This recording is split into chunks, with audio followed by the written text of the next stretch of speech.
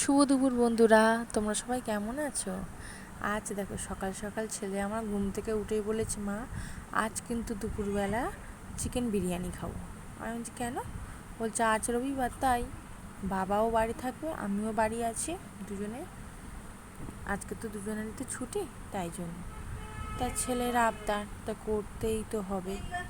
একদিকে দেখো আমি ভাতটা আমার আগে থেকে করে নিয়েছিলাম, ভাতটা আমার হয়ে গিয়েছে। আর এখানে দেখো একটু পেঁয়াজের বেরেস্তা করে রেখেছি। আর এটা চিকেনটা কষে নিচ্ছি। চিকেনটাকে কিছুক্ষণ একটু চাপা দিয়ে রেখেছিলাম, তারপর বেশ চিকেন থেকে জল ছেড়ে দিয়েছে, তেলও ছেড়ে দিয়েছে, বেশ মাখা মাখা মতো হয়ে গিয়েছে।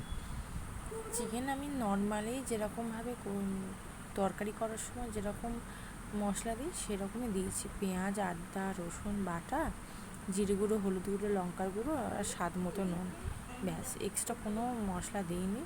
আর বিরিয়ানি মানে বানানোর জন্য এই যে কেওড়া জল, মিঠা আতর আর বিরিয়ানির যে মশলাটা, এটা বাড়িতে করিনি, মশলাটা তৈরি করিনি।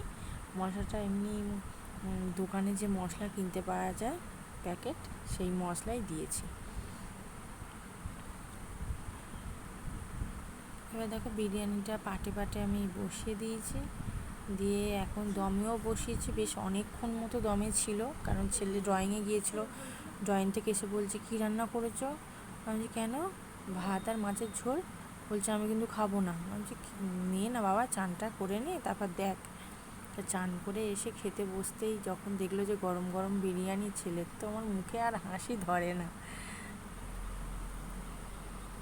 আমার এই ছোট্ট চ্যানেলটিতে সাবস্ক্রাইব করো, তোমরা সবাই পাশে থেকো।